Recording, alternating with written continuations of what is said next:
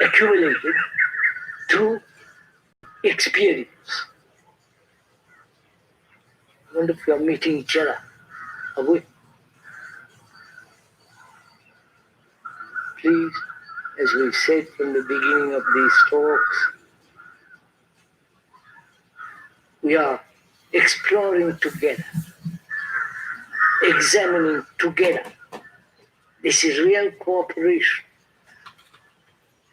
in which there is no instruction,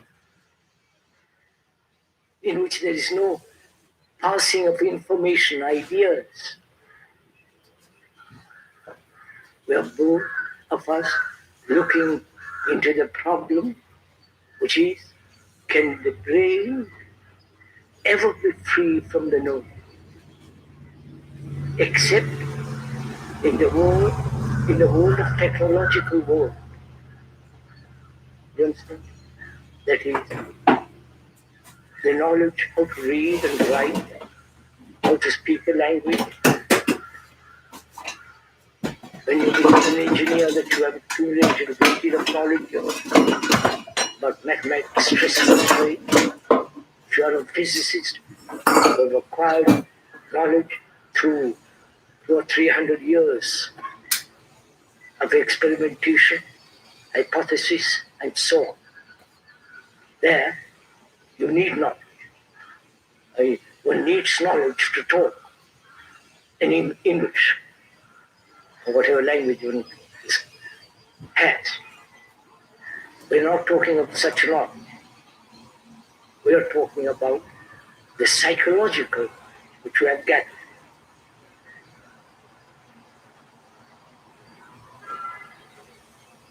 Can the brain ever be free of that? If it's not, we're always living in a very, very, very narrow circle. Our actions will invariably be limited, fragmented. Our actions will never be whole.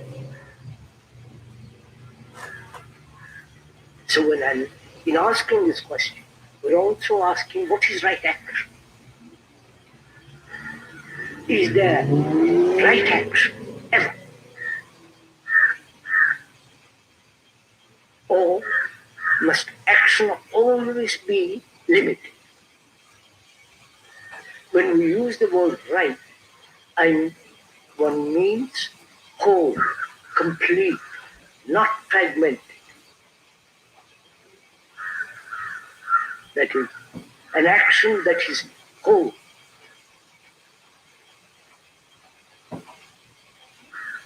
Our action is based on thought.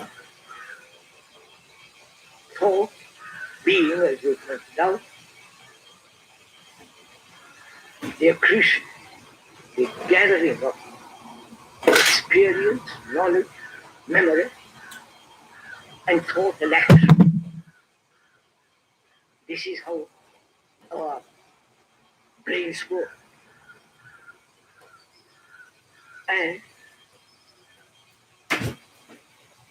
thought being limited, because knowledge is always limited, such action, born of thought,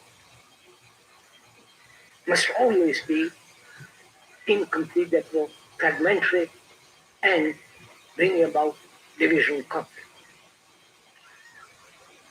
Right? I think this is very clear.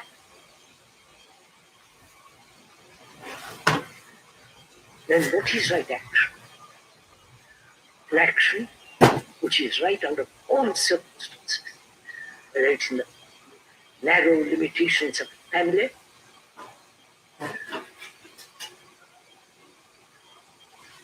or social action, action in relationship, and so on. What is right action? Can that right action take place when there is the operation of thought? As we pointed out yesterday, the computer is the almost can do almost anything you do. But the difference between the computer and the human being is basically is freedom from the law. The computer can never be free in the sense it has been programmed. It has accumulated a lot of knowledge programmed by human beings. So man has the capacity to be totally free. And the computer is not intelligent. So what is the difference between the computer and the human mind? Is it intelligence? Then what is intelligence? You follow me? What is intelligence?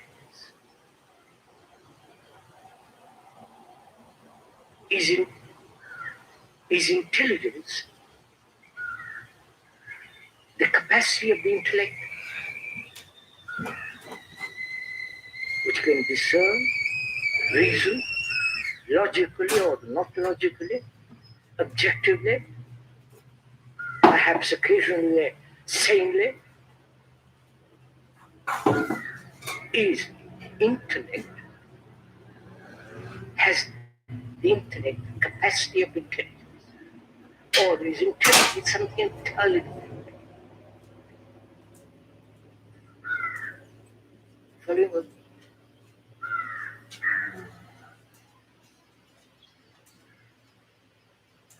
Is intelligence matter of time? Please, time being accumulating knowledge, cleverness, capacity to think, and thought has its own activity which may be called intelligence. And is that intelligence?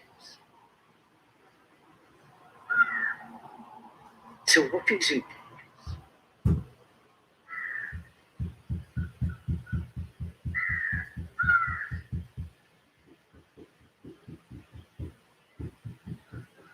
We're waiting for the speaker to tell you.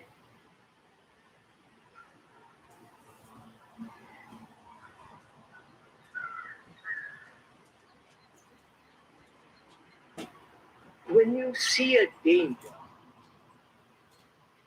physical danger, there is immediate response. Right? That response has been the result of previous conditioning. When you see a snake, cobra, there's instant response. And that response is the outcome of long tradition, but also the instinct to preserve the physical condition, that is self-preservation.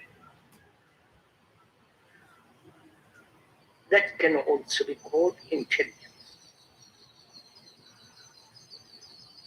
But when we see psychological danger, right, we don't act instantly. For example, attachment, as we pointed out on several occasions, is corruption. Attachment to belief, to an idea, to a concept, to a conclusion. Attachment to a particular deity, attachment to husband-wife attachment. One sees the danger if one is alert, awake, see the complete what are the consequences of it, and then we go on. We can explain, argue, investigate, analyze. But that analysis, investigation has been little value.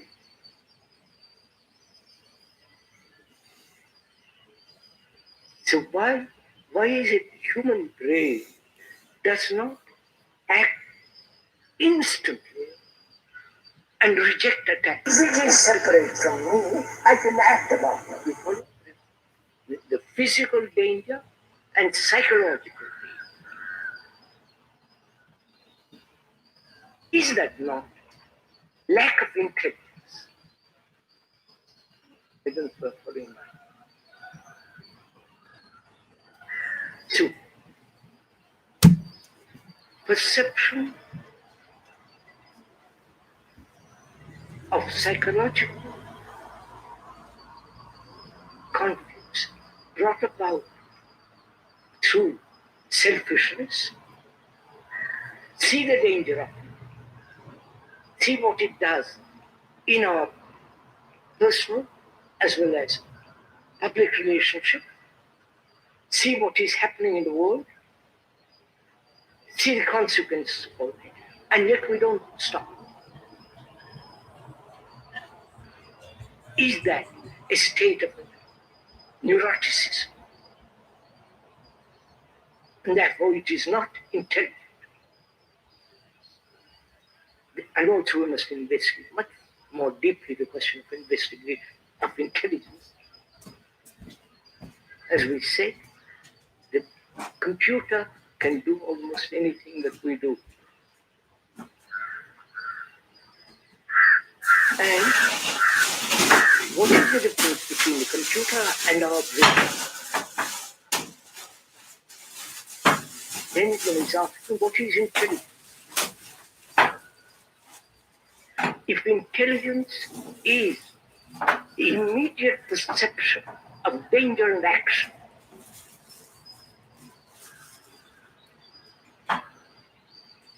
then we are unintelligent. Right? I don't know. So, time as a factor of resolution of any problem is an act of the unintelligent. And we're talking about psychological problems. Our mind, our brain is trained to solving mechanical problems. It hasn't faced the problem of our daily living and resolved it. Like conflict. Not only within ourselves, but around us.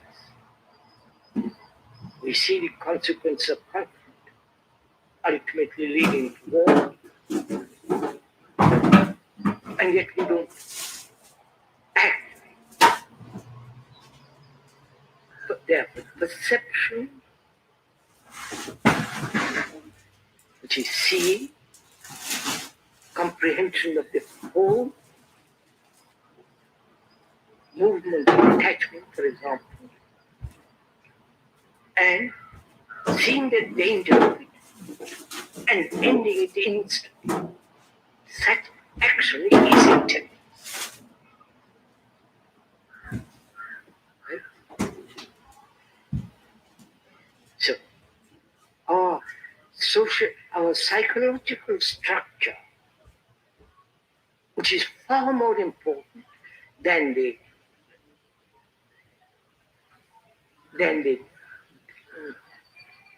government laws, the superficial structures of establishment, organizations, all that is overcome by our psychological demands.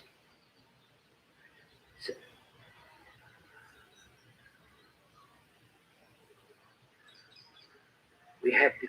man has the capacity to have this intelligence, to have an insight into something and acting instantly. Can we do that? Is it possible for us to do that? Right? Which means you see the nature of fear, how fear arises. So we're going to that. Huh?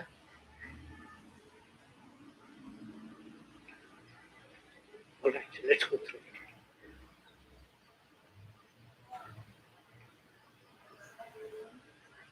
it. In analyzing, sorry, I won't use that word. In examining, which is different from analyzing, let's be clear. Analysis implies there is an analyzer and something to be analyzed. Right? I analyze my reactions. I analyze why I get hurt, which means the analyzer is different from that which is analyzing. We are not analyzing. We are merely observing, which is entirely different. Observing the movement of fear. Please, we are not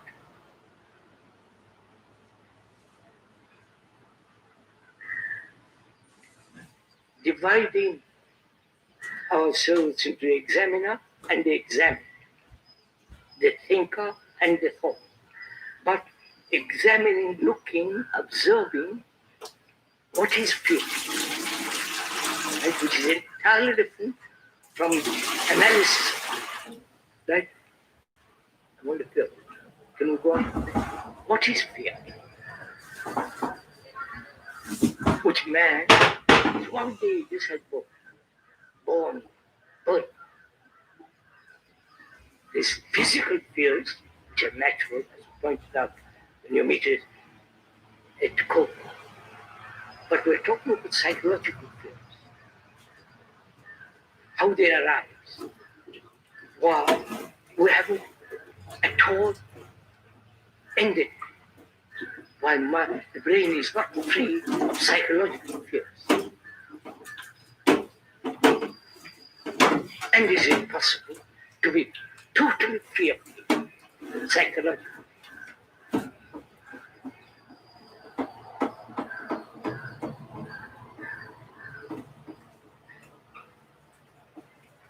Is fear a movement of time?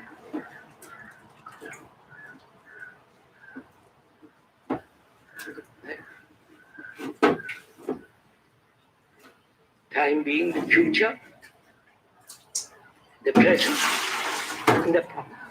The past modifying itself in the present and going on. That is fear of being hurt psychologically. Right? And keeping that hurt, holding on to it, and building a wall of resistance around oneself, not to be hurt anymore, and therefore isolating oneself more and more and more, and so getting more and more hurt. Now we are that fear is caused by time. Right? Or by hope. I am afraid I might lose my job. Though I have a job, I might lose it. That's the future, which is time. Or I have had pain psychologically, it might be repeated, and I'm afraid that it might come again. You follow? So, is hope because of fear. And thought is time. Thought is a material process, and time is also a material process.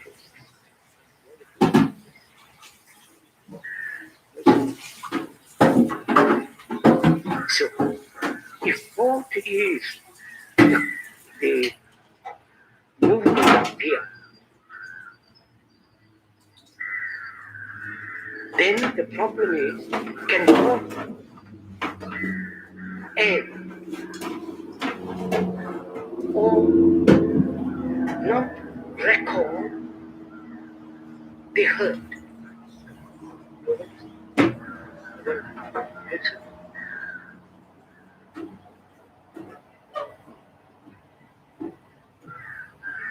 The brain has recorded the hurt. The hurt is brought about because I have an image about myself, and you come and tread on it, and I get hurt. I, being the image which I have created about myself, right? And that image gets hurt. Now, not to record that hurt, which means not to have an image about myself at all. And when the two are we moving together, not accepting the explanation,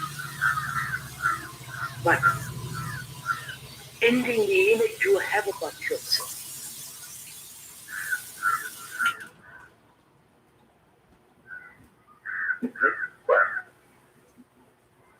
So, fear is a movement of thought as time.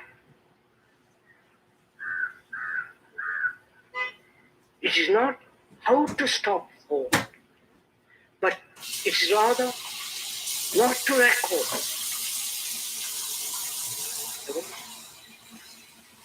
Is that possible?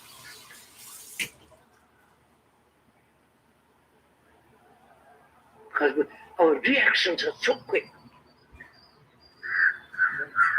You call somebody an idiot, he then immediate response.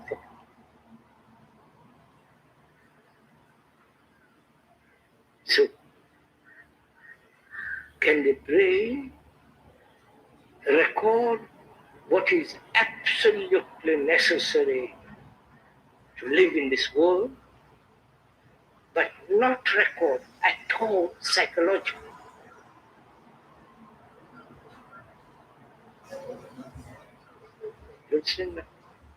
Please understand the question first.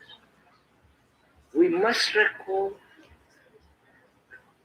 technological knowledge, how to drive a car, language we use, and so on, so on, so on. But why should the psychological world, that is my image and all that, record at all?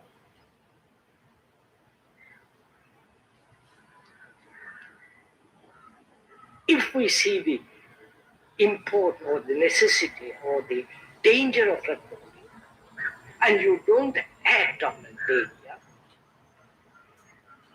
you're either neurotic or totally unintelligent.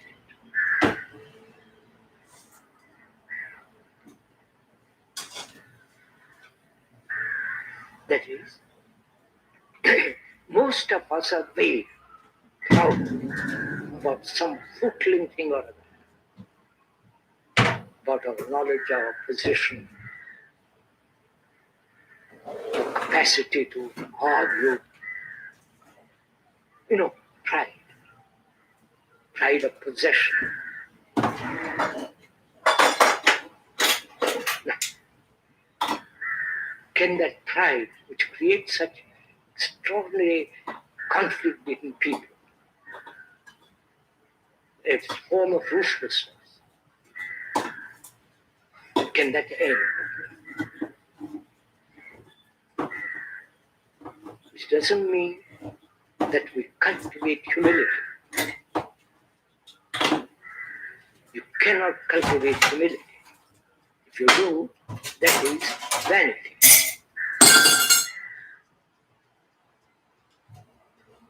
But to see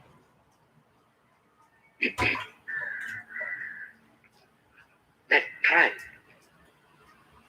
the sense of You know what pride is? You don't have to go into it.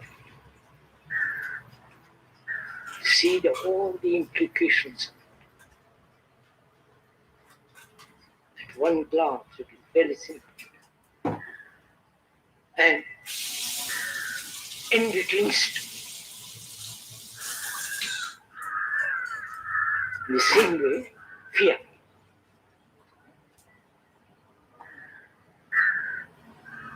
So the brain is the psychological structure which is centered in the brain through sensations. That instant action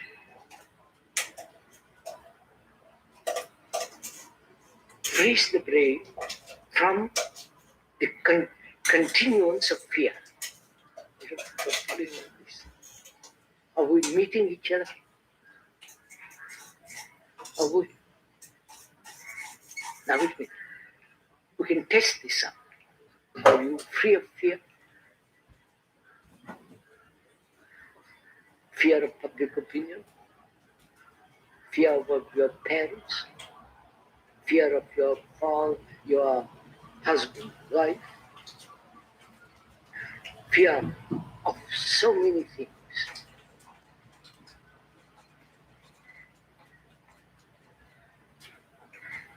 Which is, will you trim the tree of fear or go to the very root of fear? Fear of not following your guru. You understand?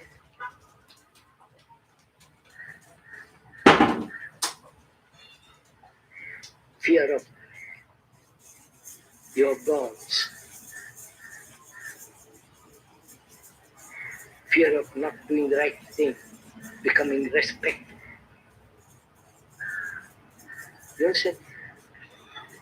Will you take one branch after another branch or go to the very root of all fear? It is time and hope.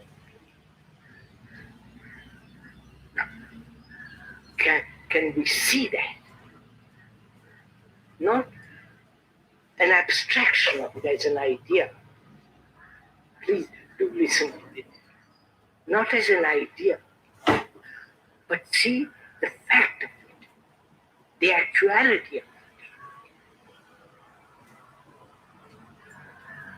Then if it is seeing the actuality, remain with that actuality.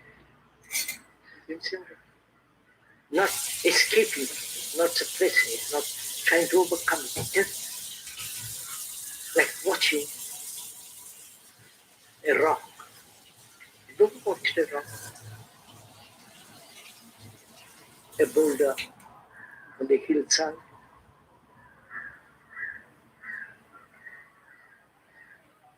It doesn't move. But though it does, it's shown by Helen and so on, that's looking mad.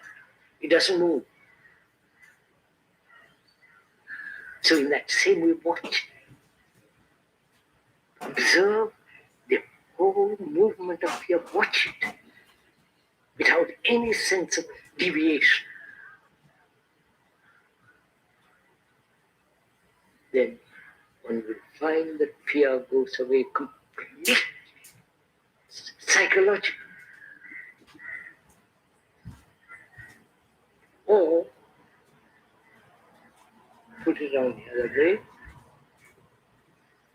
you have physical pain, dentists or various forms of physical pain. That pain is recorded. And from that record, there is fear that it might occur again. Now, when you have pain, watch it, observe it. Don't say I must detach myself from all. Just watch the pain.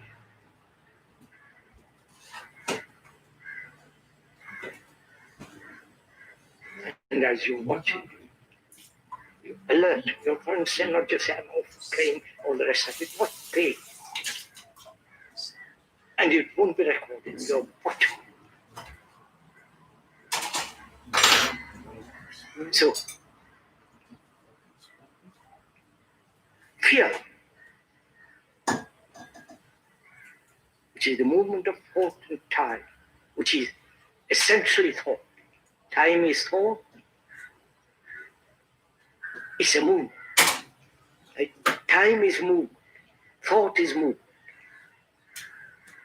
And the thought is the origin of pain, of fear.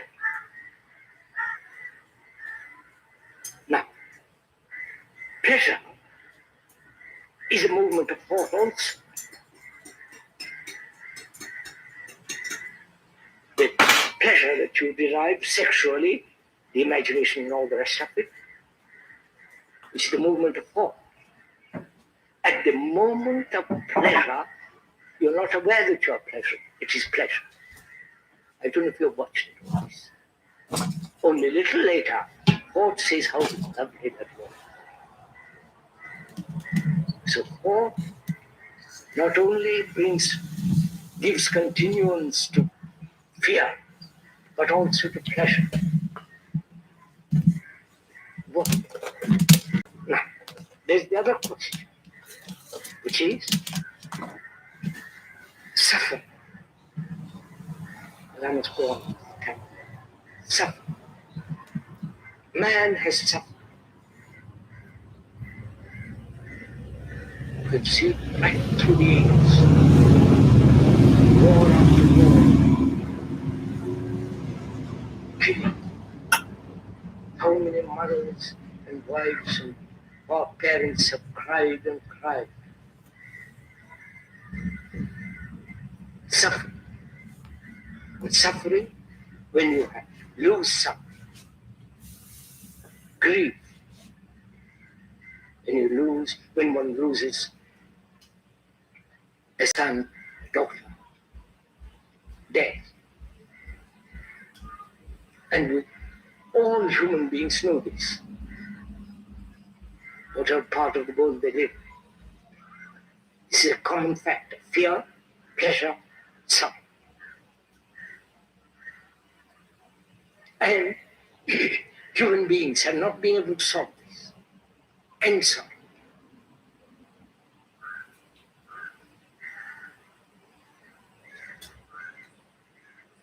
what is suffering?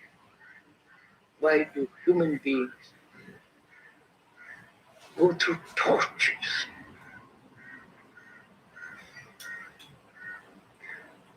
And because they suffer, because they fear, and because they are pursuing pleasure, they invent gods.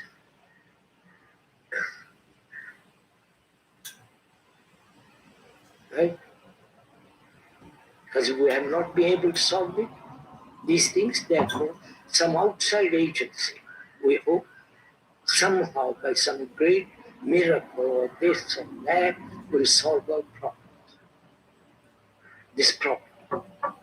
And it has never been solved. Because the gods we have created gods in our image. Not God hasn't created in his image, us. If he has, he's a pretty poor God. No, don't like say you're going to your temple next week. Fast for 40 days to go to some hill.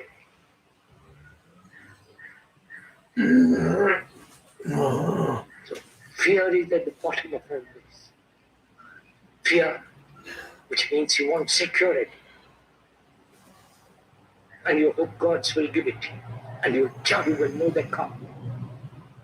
So you become a hypocrite. You lead double life, which is lack of utter integrity.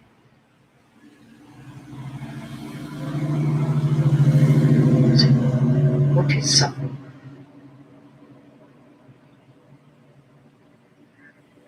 Well, if I lose my son, my wife, my job, lose something in which I want to fulfill. This grace to fulfill. Fulfill what? Your desires, your ambitions. Right? So, when we talk about grief, why do human beings, we human beings who are the representative for all mankind, we went into that. We are mankind. We are not individuals. We will talk about it. Why? We have carried this burden.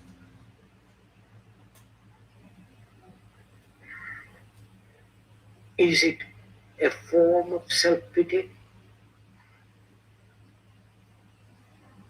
Not being able to face loneliness? Not being able to stand alone?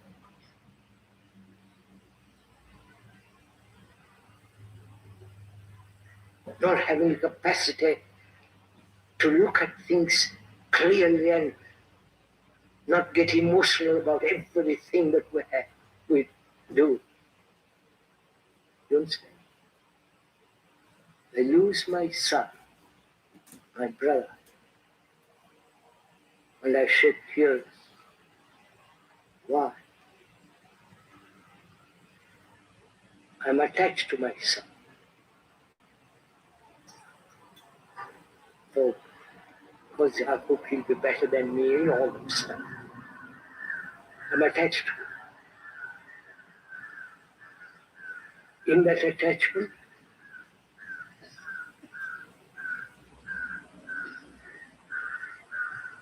I've found comfort.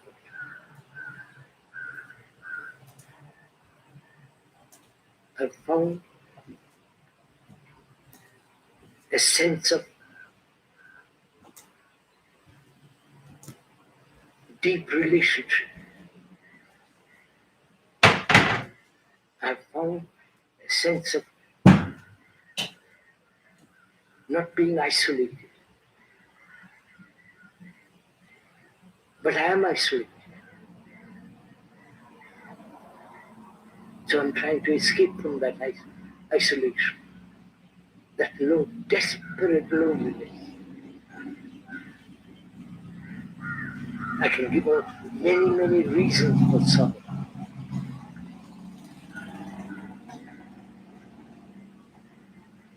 But the explanation, cause, will not dissolve your sorrow.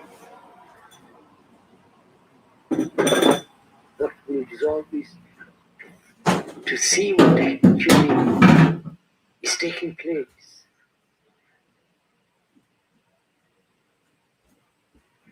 Not intellectually, not verbally, but with your heart look at things.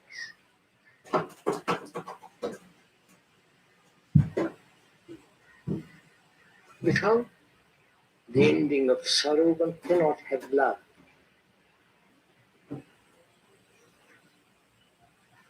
Love is not pleasure. Love is not desire.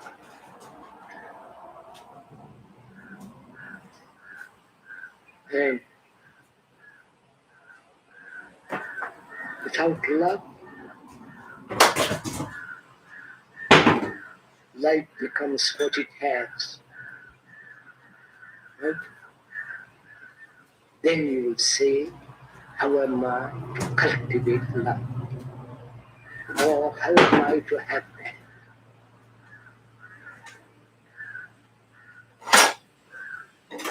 To come upon that is a benediction which you cannot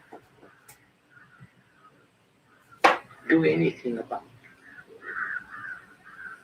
All that you can do is to say what is not your jealousy, your attachments, your ambitions, your greed, your beliefs,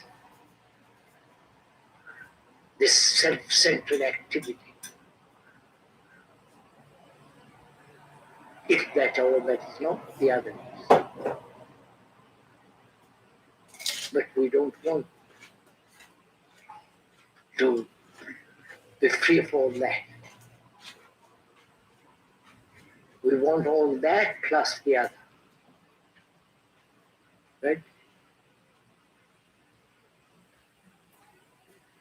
And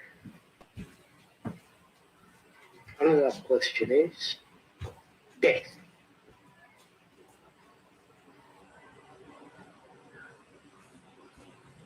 Which we are all frightened.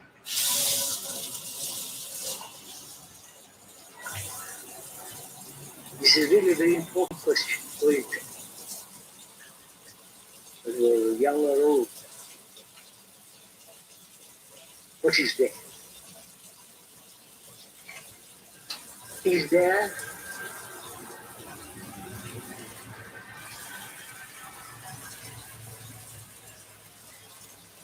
when there is love, is there death?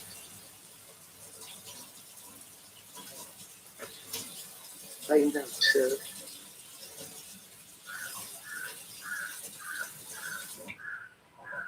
Let's go into it. First of all, our consciousness is the common consciousness of mankind.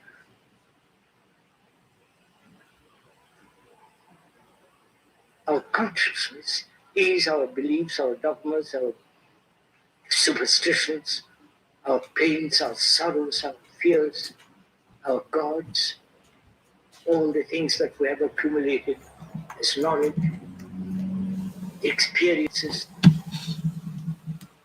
the agony,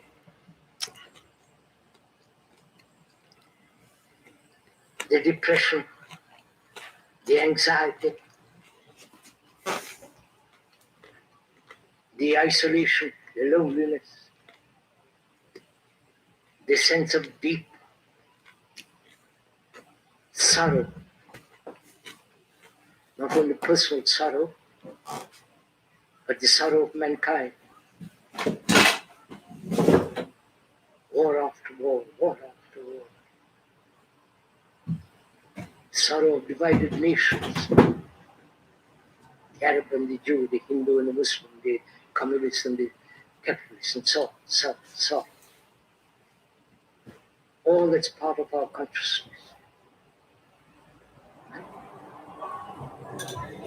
That is our consciousness. It is consciousness of mankind, not your consciousness of mine or his. Because we all have innumerable problems. We all seek certainty. We all want security. A place where you can be psychologically safe, undisturbed. This is the common lot of mankind, whether they live in Russia, China, America, or here. So our consciousness is the consciousness of the human, yours. It's not your consciousness.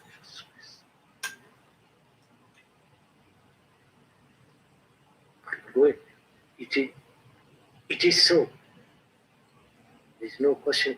We can discuss endlessly the truth, but it is so. Because you suffer, the man across the sea suffers, whether that across the street be 1,000 miles or many, many miles. He suffers. So there is a common fact. You maybe have different color, name, different profession, different tendencies, different culture.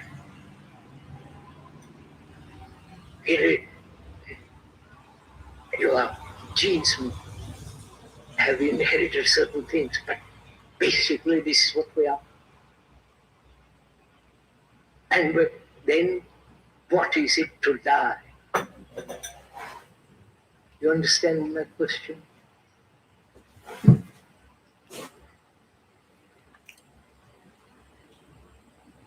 We have We think our consciousness is mine. Because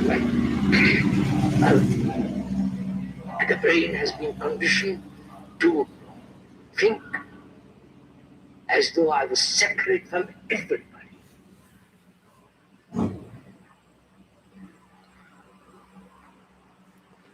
And that separation as me has been cultivated by religions. Personal salvation, personal enlightenment.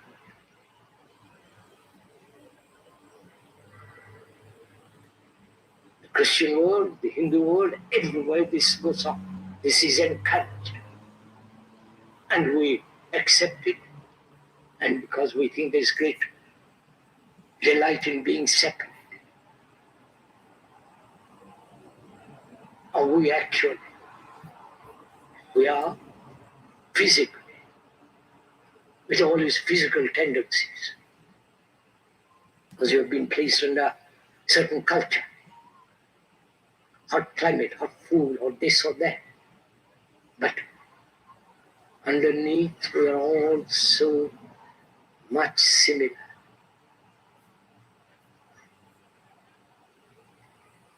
And when we say, what happens to me when I die? It's a wrong question.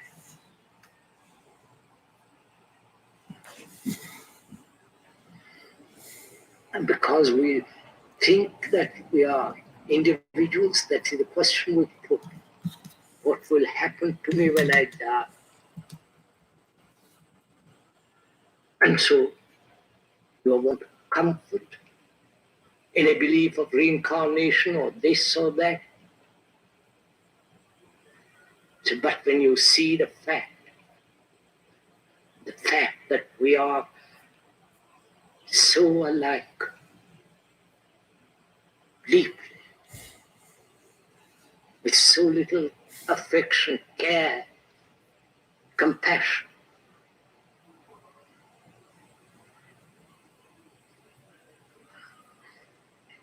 So death has no meaning when one realizes the fact that we are all total human beings.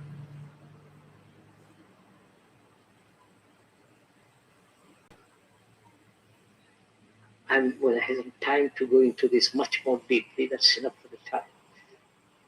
The other question is meditation.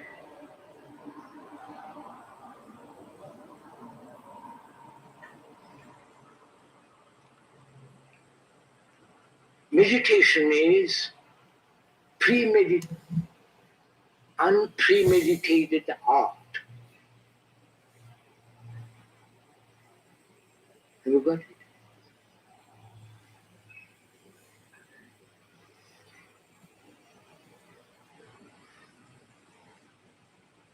Am I right? I said meditation is unpremeditated art.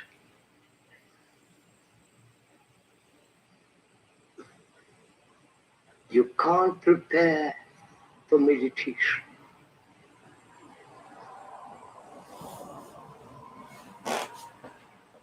There is no system, no method. The system, the method is premeditated.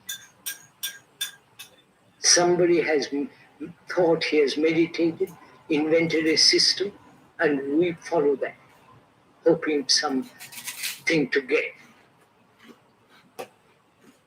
So one has to find out what it is unpremeditated art, which is meditation. You understand? I'll go into it.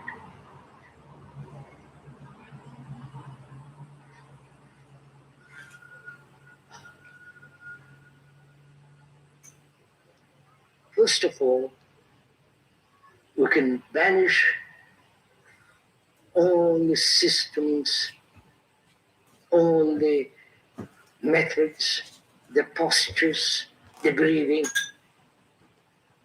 forcing the mind, thought to control, and so on, so on. The controller is the control, right? Thought creates the controller, and then the controller says, I must control thought in order to make it, or rather, to make it, which is so obviously silly.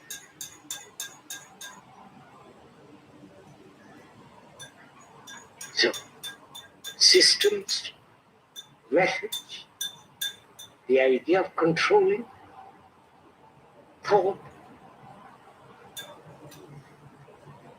or thought identifying itself with something, a picture, an image, a symbol, and concentrating on that. I don't know if you're following all this. And there's this nonsensical transcendental meditation, which is really a glorified racket, money-making racket. I know you won't like some of you who probably have done this. You pay to your somebody 10 rupees or 10,000 rupees, and if you get it straight from the horse's mouth, you pay all your income. And it gives you a mantra.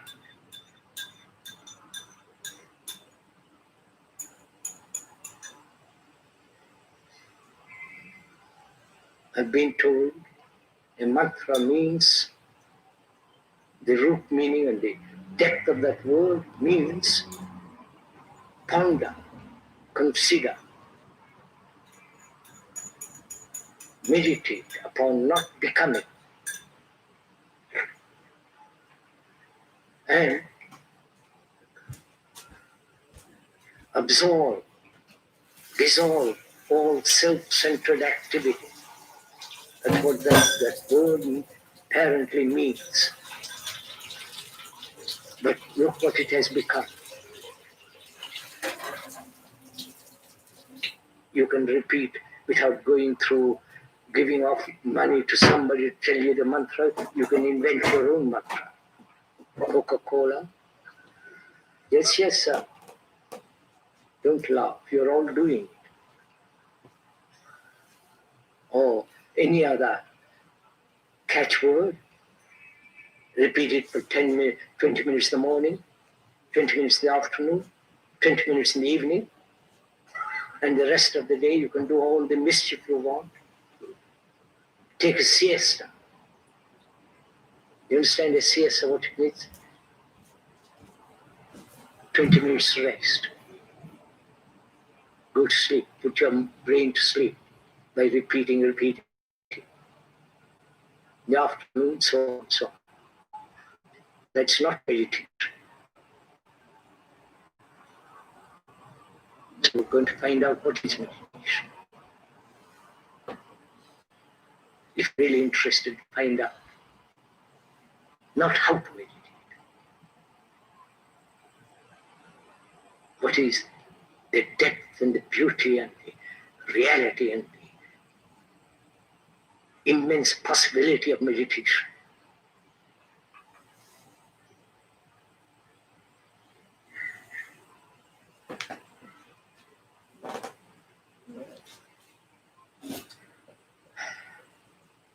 The word means ponder,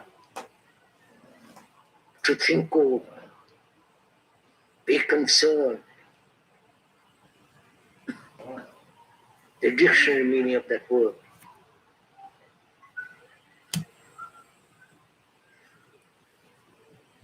But the word is not the thing, right? The word meditation is not meditation.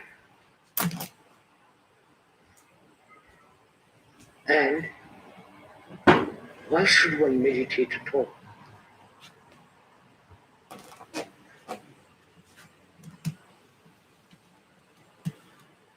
Is meditation separate from life? That is our daily living. The office, the family, the sex, the pursuit of ambition, daily life. Is that separate from meditation? Or is meditation part of life? You understand? You understand my question? Part of life. If it is separate and you meditate in order to live better life, in order to do better follow, then you are imposing certain concepts on actuality, certain experience of others, essentially of others, on what you think should happen. Now, if you can deny all, you understand?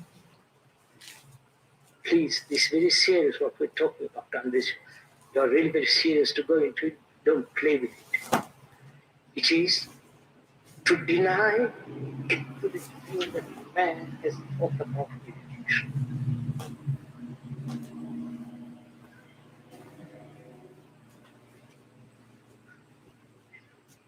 About silence,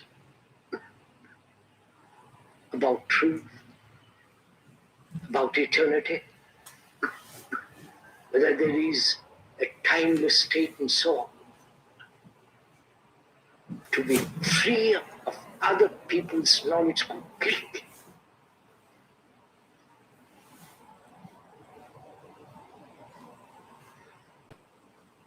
And that goes very, very far.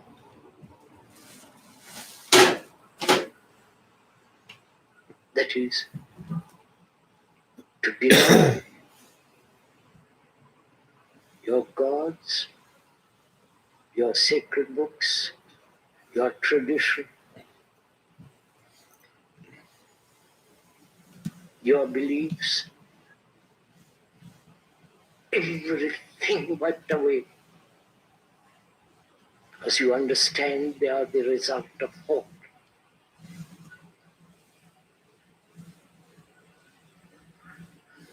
Which means you're totally, psychologically not dependent on anything.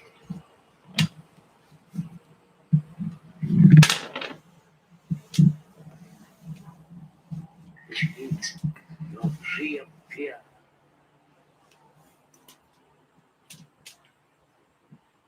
No longer touched by sorrow.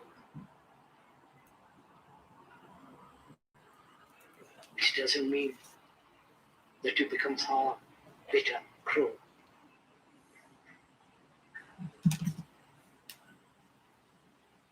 And without love and compassion, there's no meditation. So life, living every day in this world, which is corrupt beyond words, which is immoral, destructive, without a sense, lack of integrity, living in this world, surrounded by all this.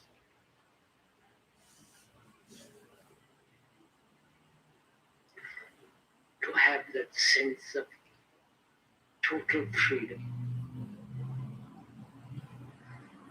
which is absolute freedom. Because you have denied everything that man has thought out, except technological. We don't have to repeat that over and over again. Because then you are the mind, then enter into quite a different dimension, which is the mind. Not you enter, there is the mind.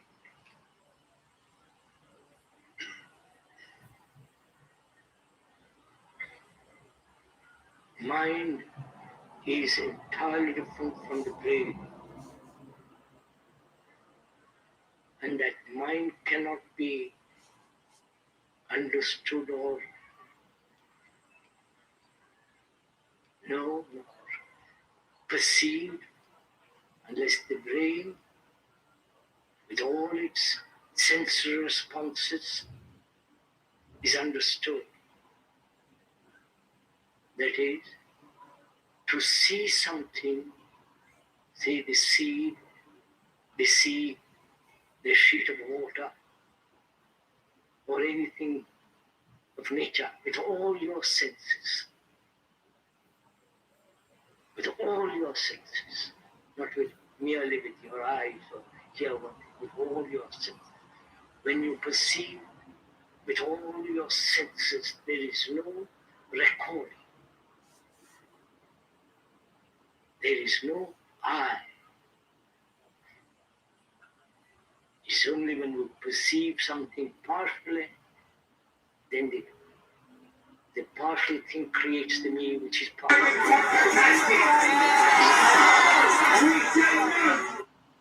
When the brain is totally free from all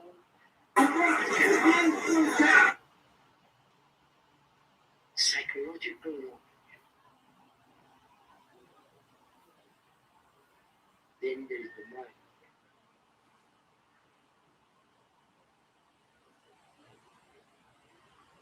I won't go into that. Then that becomes a theory. You understand? Unless one has done all this, actually, you can test it out. You can see it in your daily life.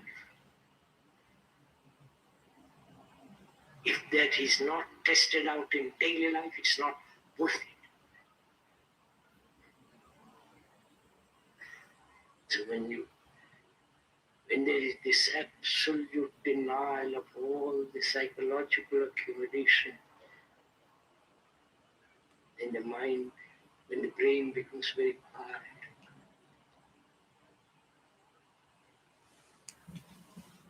it hasn't to be induced to be quiet.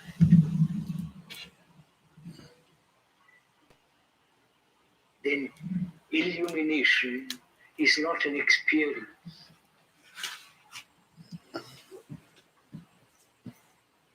Illumination means to see things clearly as they are and to go beyond it. And in our lives there is very little beauty, not the beauty of form, actual beauty in our life.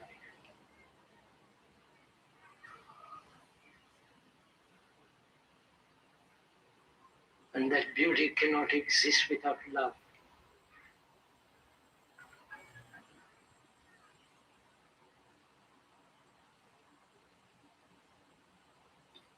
And when there is love and compassion, it has its own intelligence. That intelligence acts, which is whole, which is right action. All this is meditation.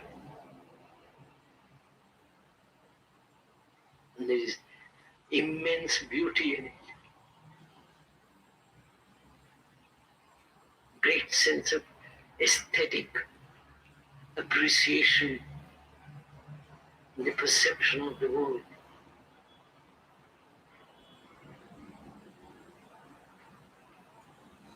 And in that, there is great benediction, not from your gods, but the benediction of living a life which is whole.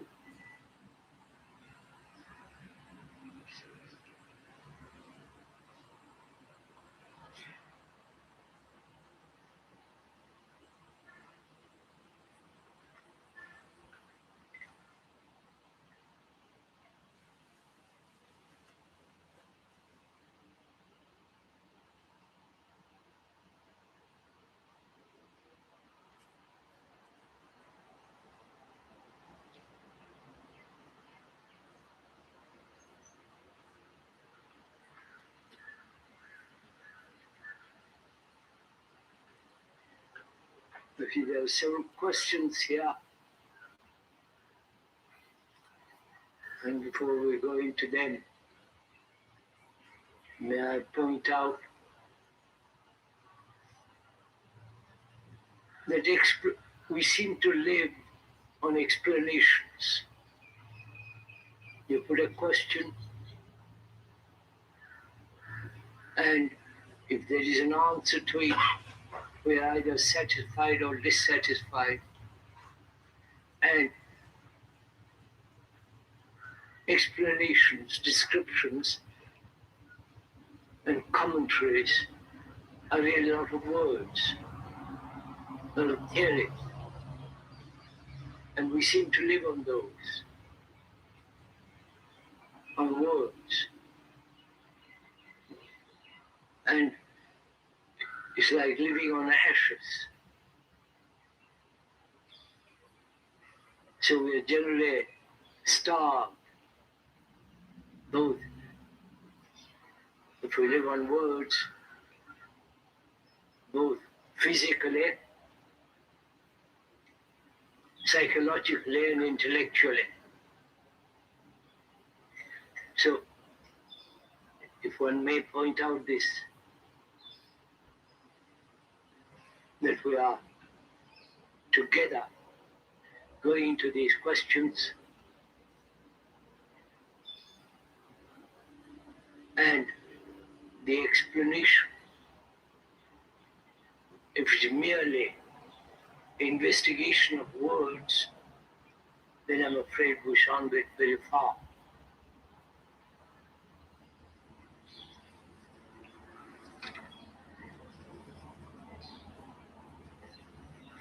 Do you want to deal with that question first, investigation into death, that somebody asked?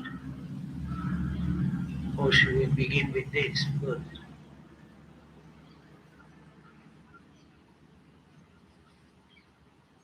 Should I begin with this and later on answer your question, sir? We are students of medical college.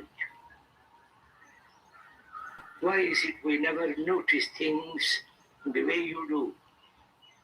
We are not serious enough to change ourselves.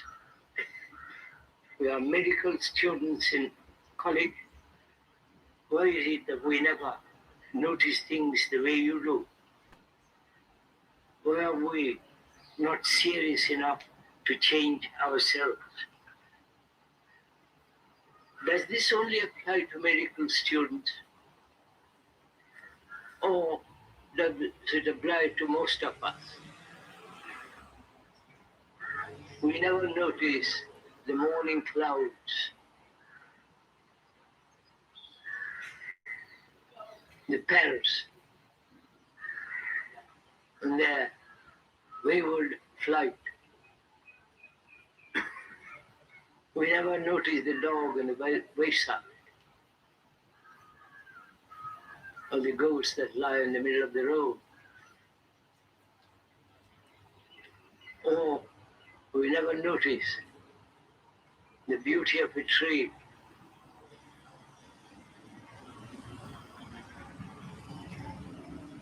And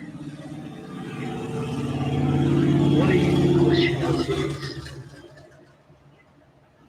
We do not change. What is the root of all this? A civilization like India probably existed 4 to 3,000 years.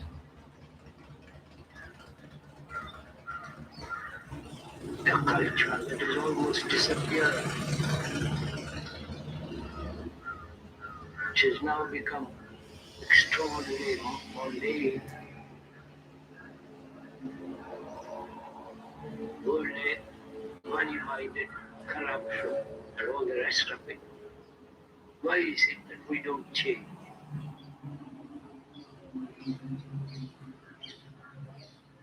If you ask yourself, if you're serious enough, to ask yourself, why is it I don't change? What is it that prevents us? Is it financial security, which we are seeking? Physical stability? That's one point. Is it that we are intellectually, that is, able to discern, to distinguish, to understand, to be critical, to sustain skeptical outlook on life intellectually, which we don't do? Is it emotionally? We are starved. We are very sensuous people. Sex, pleasure, therefore demand for money, position, power, ambition, and all the rest of it. Is this what is preventing us? Because we're all of us from childhood, the moment the baby is born, it seeks security, physical, psychological security. It wants to be safe with the mother. If anyone dislikes the mother, baby feels it. It's being tested out. In the West, not here.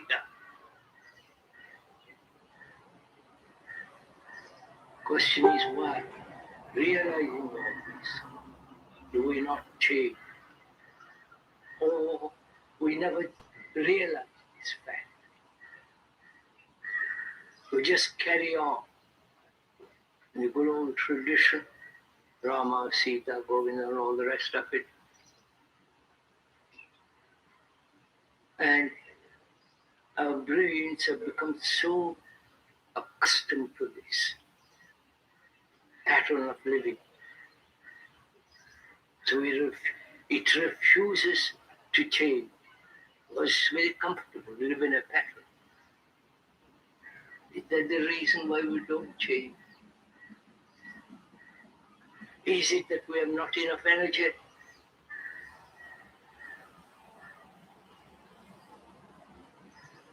Both physical, psychological energy.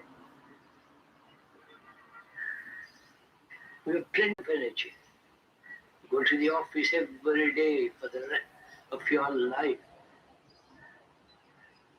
That indicates a great deal of energy.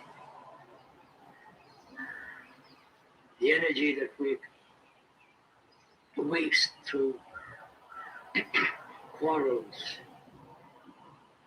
cruelty, indifference. We've got plenty of energy.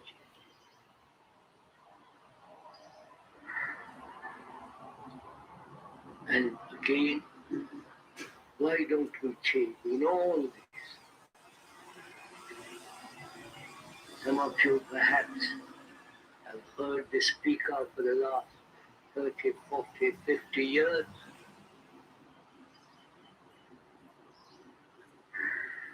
And there's little change. Wow.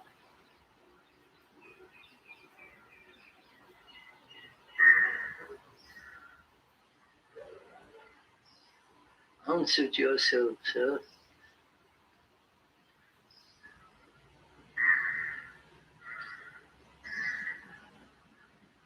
Why is it that we have become so dark? Is it the tradition, your religion, your sacred books? I'm asking you, please investigate with me. Is it? Are all these the reasons why we don't change? It's natural and healthy to want security. need food, clothes, and shelter. Everyone does. That's natural. And is there security, psychological, which we want? We want security in our relationships.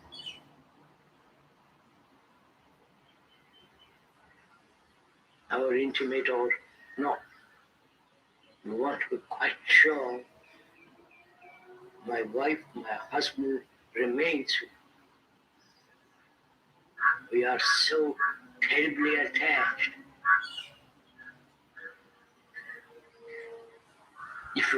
If one could understand the nature of attachment and with all its consequences, and see the very danger of such an attachment, which denies love, if one really saw that and drop it immediately, then perhaps some change can take place. But we don't. You hear this, that attachment in any form to anything is very, very corrupting, destructive. The explanation you can go into it when you are attached to somebody or to a principle or to an ideal, to a belief,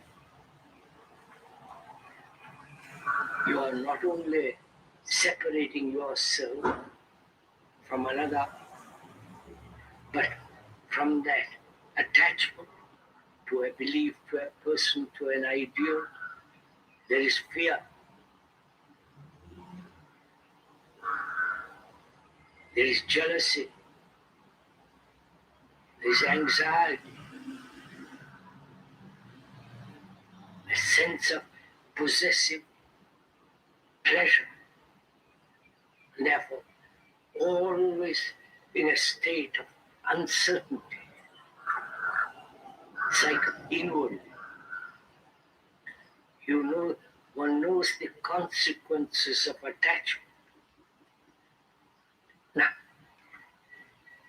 would you change that immediately? Or just listen, hold your hands most respectfully, and turn up the next day while you talk about attachment? You understand my question? Wow. Why are we so sluggish?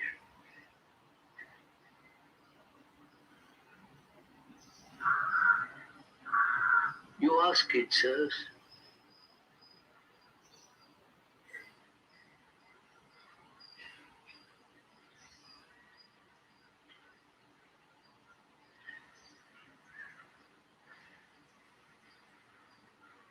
One realizes that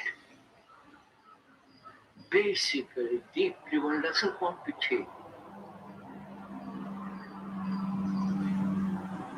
And therefore, there are various forms of escape.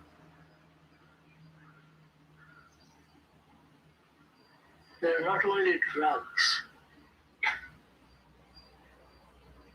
chemical drugs one takes in order to escape from one's narrow, ugly, sloppy life, takes them to have more experience and have a different vision through alcohol, LSD, marijuana, all those things that are going on in this world.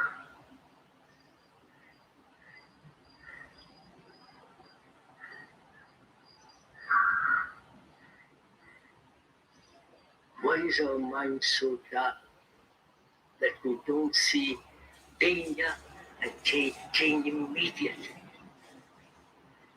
Why? Lua, please.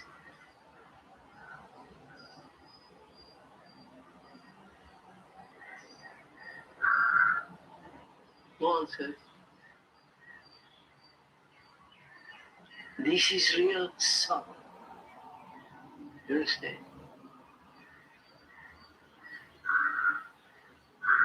This is real. This incapacity to bring about a change in ourselves and therefore in society, in our relationship. This incapacity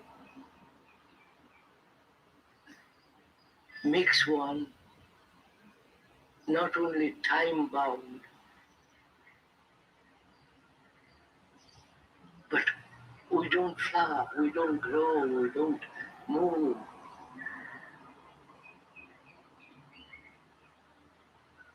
So what is one to do?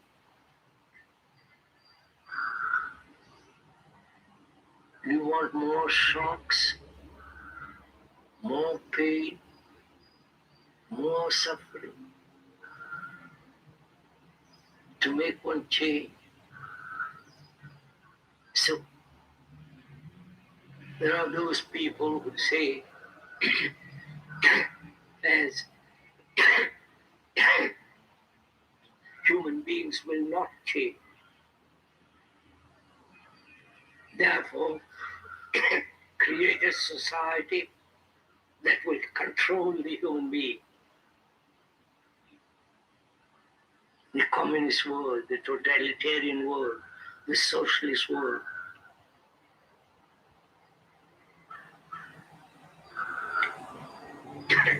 The more we are uncertain, as is now taking place in the world, more insecure, we turn to tradition, we turn to gurus, or join some political party. All this going on, if you have realized. So, at the end of all this, why don't we change? You understand? Why? Is it the utter unwillingness, the utter stupidity?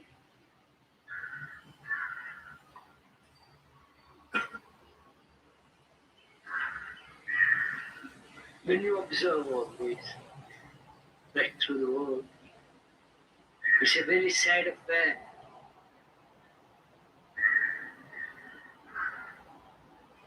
This marvelous technology,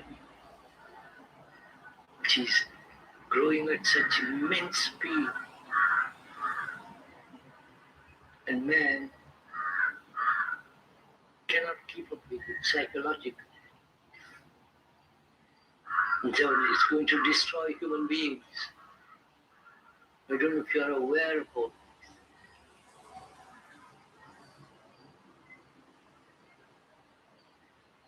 So what are you going to do? Carry on as before from yoga?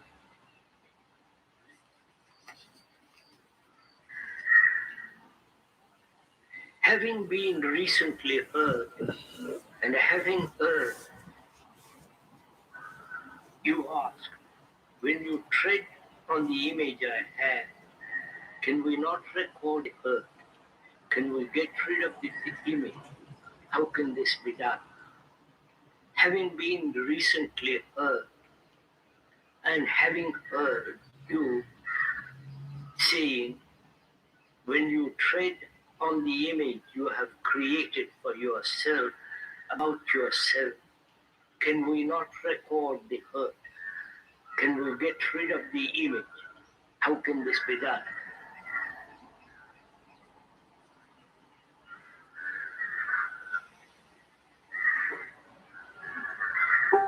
You want to go into it deeply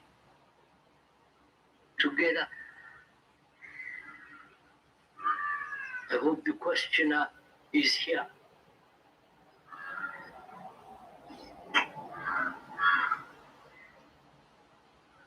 And generally puts the question and goes away.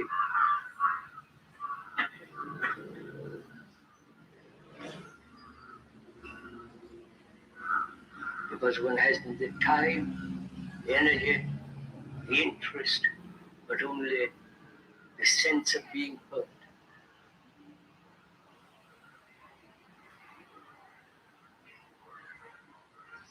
We are hurt from childhood.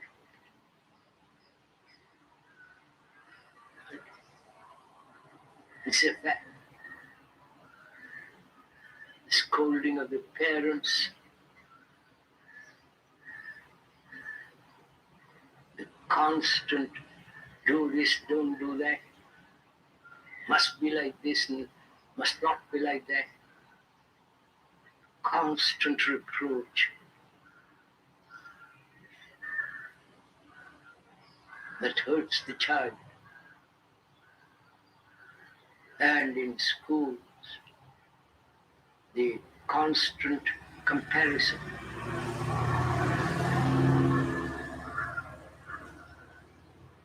Through examinations, in college, universities, the process goes on all the time.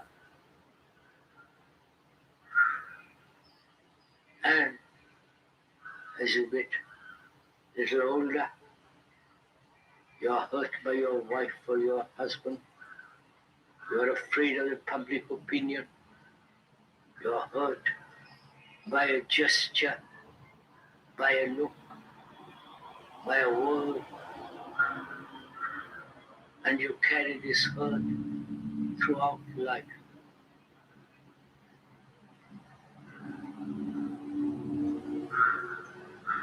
And the questioner asks, how am I to be free of the hurt? Maybe recent or long, deeply established. Are you interested in this question? Huh? Do you know, sir? Are you hurt? Or you're totally unaware of it?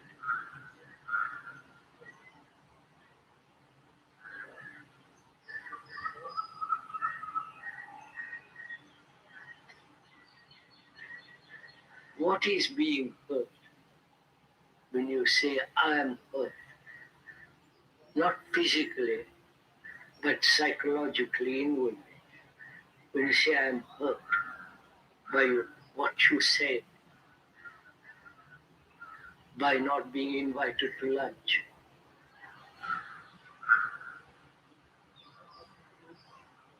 by not having a good position, and so on. What is it that is hurt?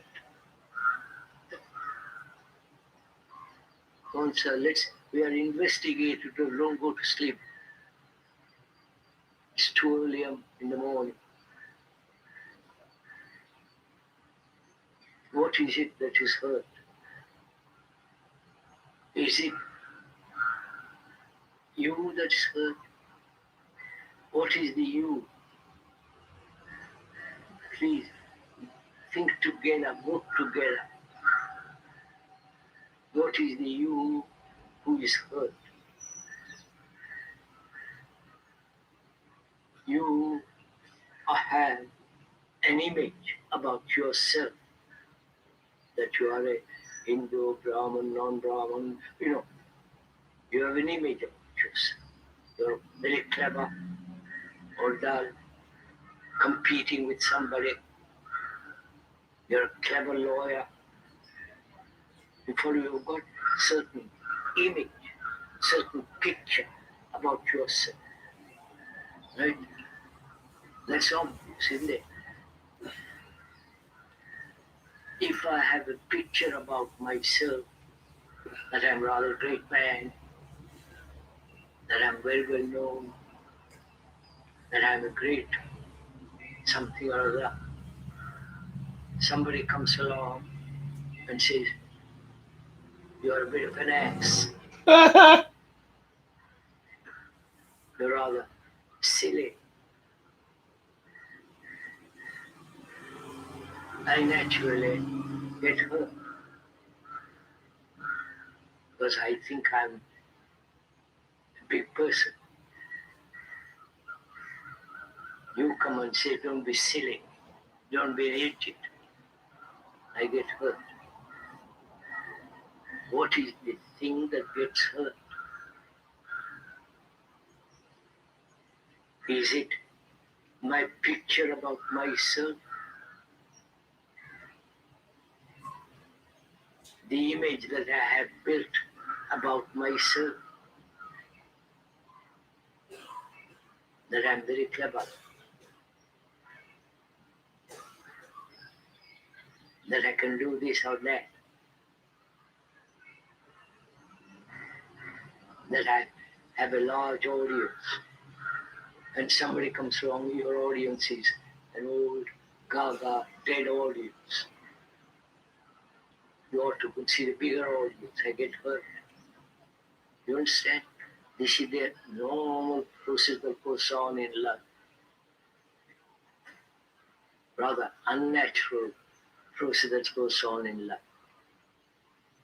So we're asking, what is it that gets hurt? The picture, the image, the concept I have about myself, which we all have. Therefore it gets trodden. Somebody puts a pin in it. Somebody calls it by a name, and you get that image gets hurt. That image is you. Then you say, I'm right? Is this clear? Then the questioner says, how am I to be free of the image? Right? How am I not to record the hurt? How am I to be free so that there can be no hurt whatsoever? The consequences of being hurt in are that I build a wall around myself, right? Because I don't want to be hurt more. So I build a wall, building a wall around myself makes me more isolated, right? And the consequences of that isolation is I have actually no relationship at all with another. I may have a physical, sensuous response or intimacy with another, but actually I have no relationship. So when I'm hurt, I build a wall around myself, which creates more fear, makes me a little more vulnerable, and so I keep that hurt for the rest of my life. This is what's happened. So what shall we do?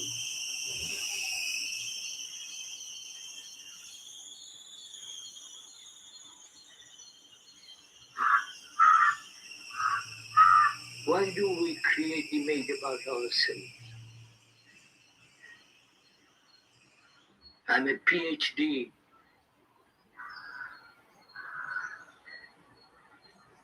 I'm the president of some idiotic company. I'm a high bureaucrat. Or I'm the archbishop of something or other. See how society is built on this principle.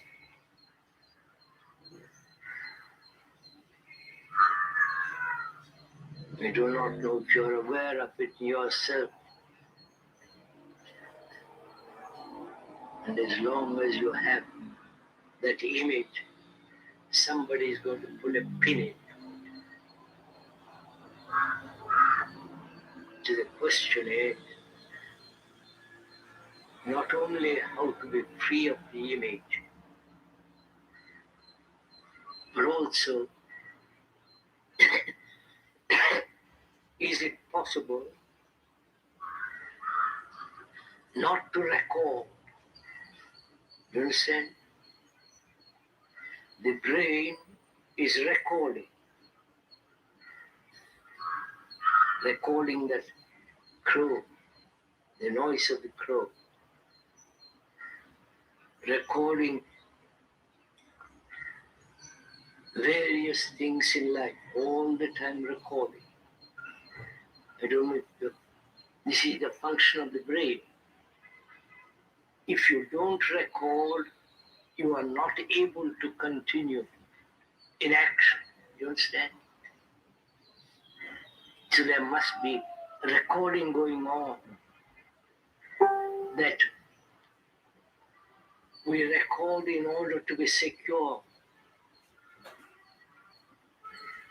The recording is to learn a language, right? So that it can communicate.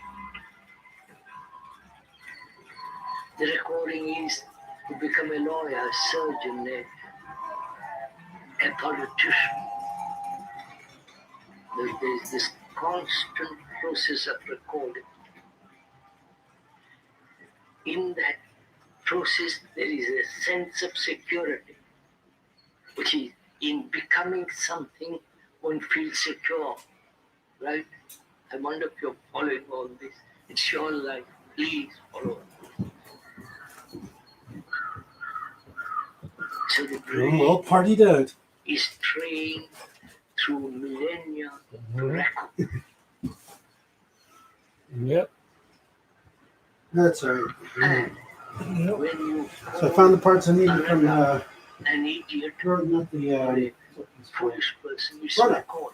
Oh yeah. yeah. So I got all the parts. I'm just So gonna that's one of the look problems. for that Is it the possible brackets, and then I'll be not to record, putting back some.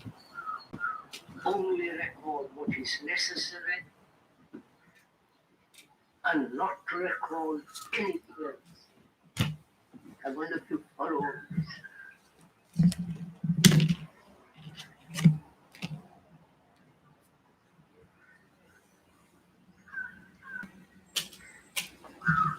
So the question is,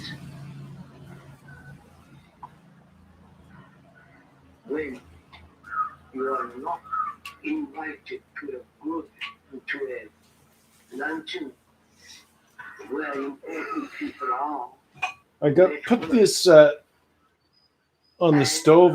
They're beans, not to record sauce. Sauce is still good. the I threw vinegar in it. Like and not being invited there. tastes okay for scraps in the fridge. Not to Oh, record. yeah, I've If you've eaten already, good. a can of soup right here. I'm gonna. I figured you're on it, but you know. Yeah. You know what I'm saying, right? It's a light meal. Well, indeed. Well, those are nice tomatoes. Yeah. It is possible only when you have no image about yourself. Hard chords.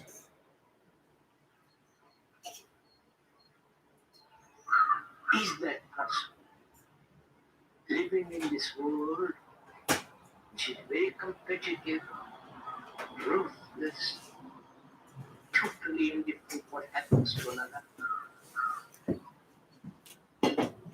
merciless. To live in this world, go to the office, good lawyer, good surgeon, etc. Not to have an image about oneself. Is that possible? If you have an image, you're going to be hurt.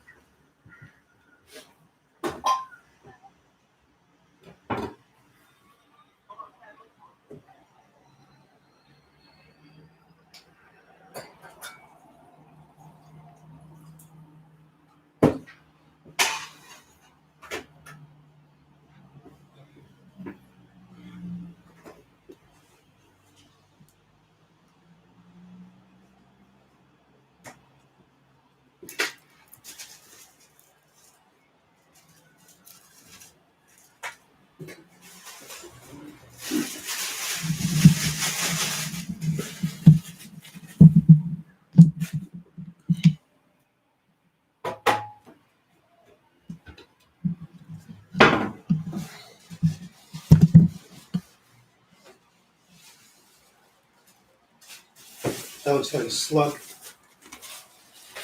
You've been in at some fun. Well, When it's thawed, it looks like it's like, whoa. looks hideous, eh? Yeah. Yeah.